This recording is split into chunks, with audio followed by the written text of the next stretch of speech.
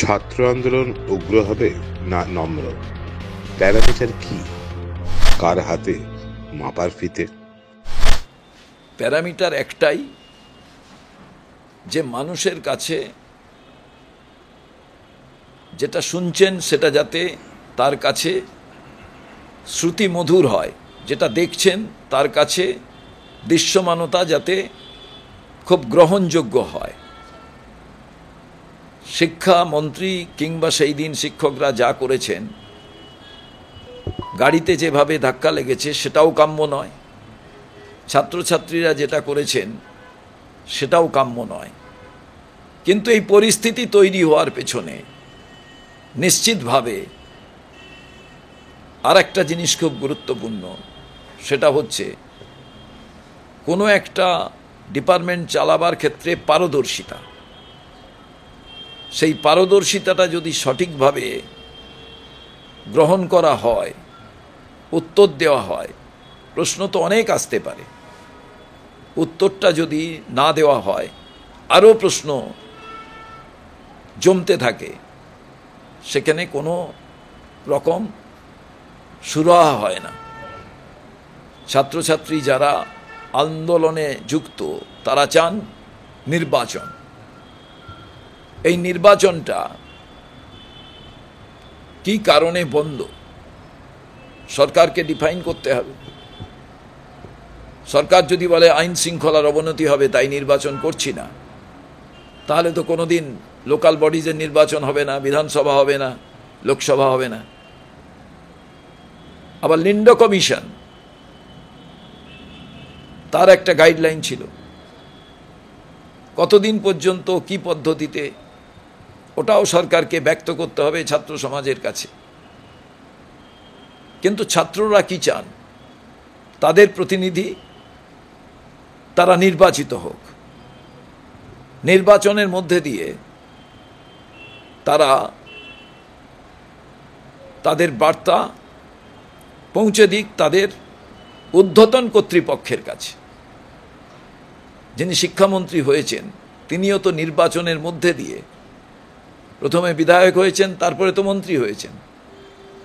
তিনি তো সিলেক্টিভ নন, সিলেকশন তখনই হয়েছেন যখন তিনি মন্ত্রী হয়েছেন। তাহলে তিনি কি সিলেকশন পদ্ধতিটাকেই গুরুত্ব দিচ্ছেন, বিধায়ক হওয়ার ব্যাপারটাকে গুরুত্ব দিচ্ছেন না?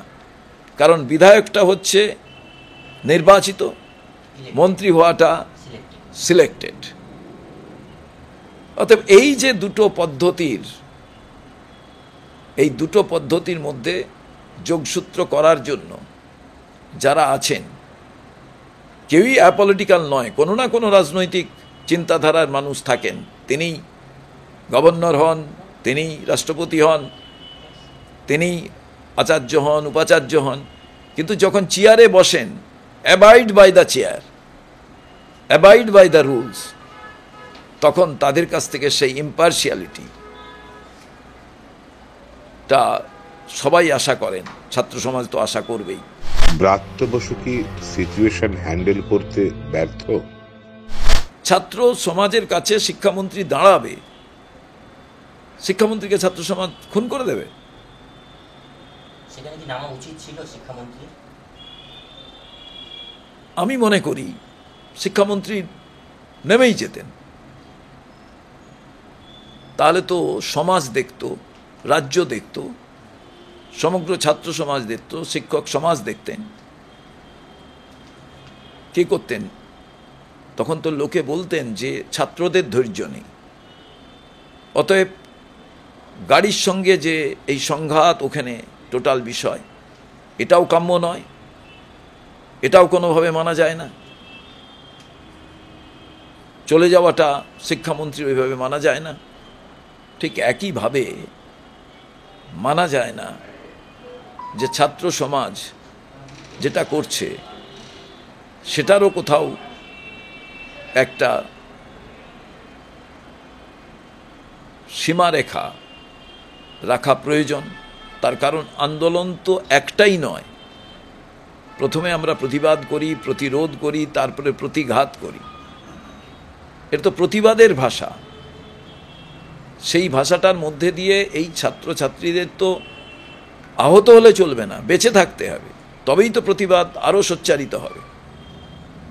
এবং ভেরি ইন্টারেস্টিং, আমার আশা ছিল যে শিক্ষা দপ্তর, উপাচার্য, আচার্য, শিক্ষামন্ত্রী এরা ছাত্রদের কাছে যাবেন, কে কোন দল, কে কোন ব্যাপার, তার আগের ইতিহাস কি, সব পর্যালোচনা হচ্ছে, নিশ্চয়ই হবে।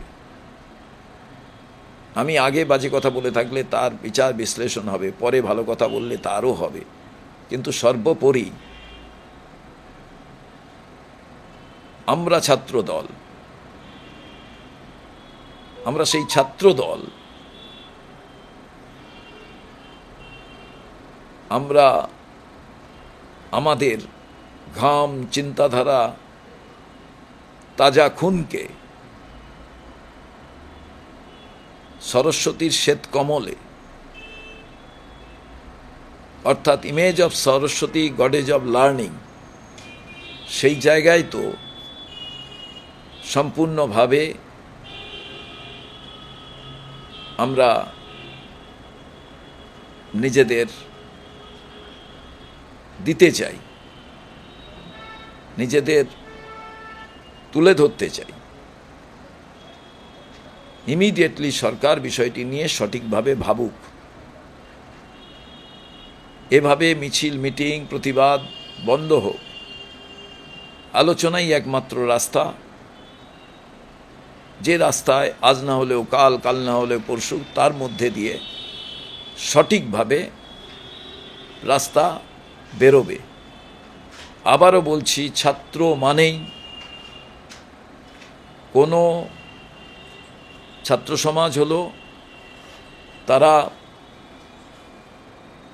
দের কোনো জাত নেই, কোনো তাদের ধর্ম নেই, তাদের একটাই পরিচয়, তারা অন্যায়ের বিরুদ্ধে লড়াই করে। সেটা যদি অন্যায় না হয়, সরকারকে বসে থেকে তাদের বলতে হবে, তোমরা যে দাবিটা করছো সঠিক নয়, তোমাদের দাবি এইগুলো হলে তার সঙ্গে আমরা একমত। একদিন নয়, দুদিন হবে, দুদিন নয়, 3 দিন হবে। আরজি করে জুনিয়র ডাক্তারদের সঙ্গে যারা ছাত্র, তাদের সঙ্গে তো সেই আলোচনা হয়েছিল। তো যাদবপুরের 1/1 ইনসিডেন্টের পর কেন এখনো সেটা হচ্ছে না? পুলিশের ইন্টেলিজেন্সি কি করছে? আইবি কি করছে? কেন খোঁজ খবর রাখতে পারে না? বিশ্ববিদ্যালয়ের ভেতরে কেন বহিরাগতরা থাকবেন যারা পাস করে গেছেন দিনের পর দিন? সেটাও ঠিক নয়।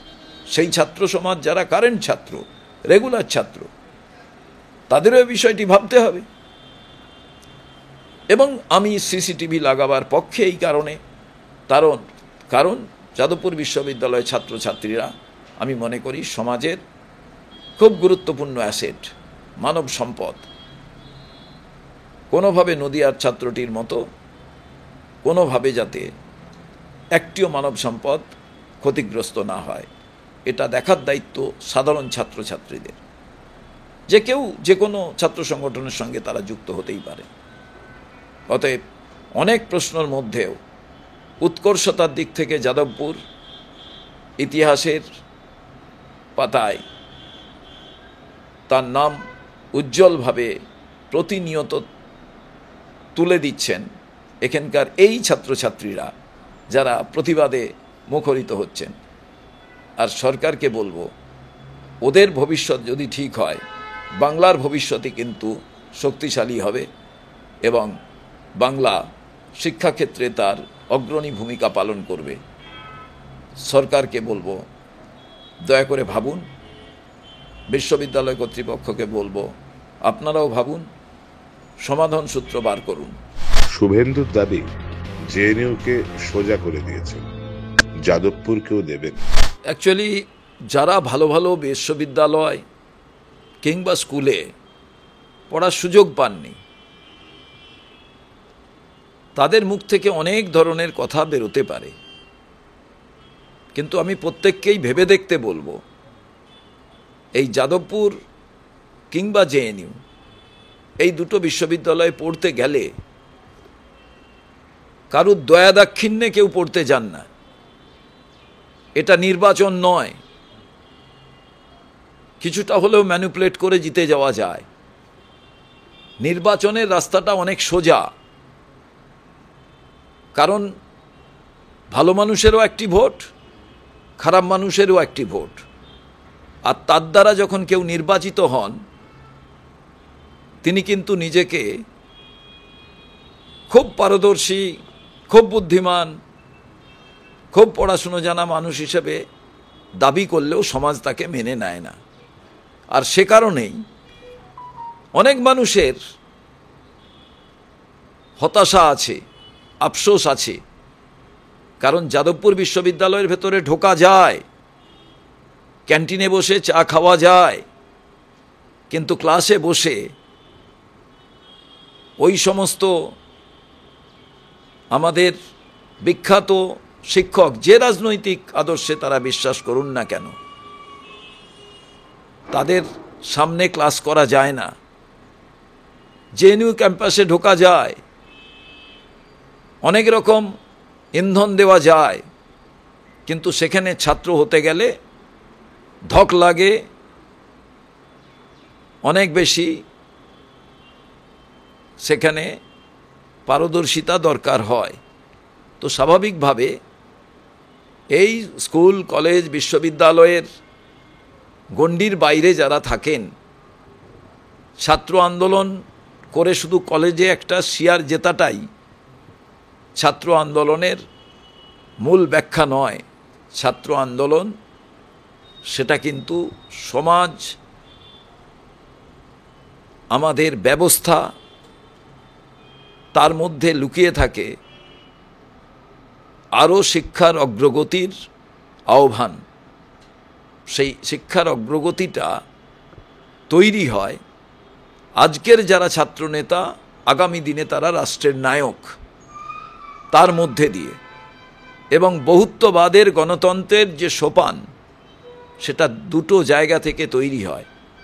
একটা হচ্ছে কলেজ বিশ্ববিদ্যালয়ের ভেতর থেকে, আর একটা হচ্ছে কারখানার ভেতর থেকে, যেখানে প্রথম নির্বাচনের যে স্বাদ, যে টেস্ট পাওয়া যায়, সেটাই হচ্ছে গণতন্ত্র বা ডেমোক্রেসির প্রথম ধাপ পেরিয়ে বৃহত্তর গণতন্ত্রের মধ্যে প্রবেশ করার যে অধিকার, সেটা তার স্বাদ, তার যে খুশবু, সেটাই কিন্তু আলোকিত করে আমাদের সিভিক নির্বাচন কিংবা বিধানসভা কিংবা লোকসভার। এই যে বৈচিত্র্য, এই যে বিউটি অফ ডেমোক্রেসি, এটা শুধু এমএলএ হয়ে গেলে, এমপি হয়ে গেলে, প্রধানমন্ত্রী হয়ে গেলে, বিরোধী নেতা হয়ে গেলেই তার স্বাদ অন্বেষণ করা যায় না। এই স্বাদ অন্বেষণ করতে গেলে অনেক ত্যাগ তিতিক্ষার মধ্যে দিয়ে সত্যিকারের ছাত্রনেতা হওয়া যায়, যাদের কাছে পিছুটান নেই, যাদের কাছে শুধু বড় চাকরির প্রলোভন নেই, কোনো রাজনৈতিক দলের শুধু সদস্যপদ নিয়ে নির্বাচনে লড়াই করে জিতে যাওয়ার সেই আশা প্রত্যাশা নেই। তারা চায় বদলাতে, তারা চায় যে ক্ষুধাতুর শিশু চায় না স্বরাজ, চায় শুধু একটু ভাত আর নুন। সেই কথাটাই তারা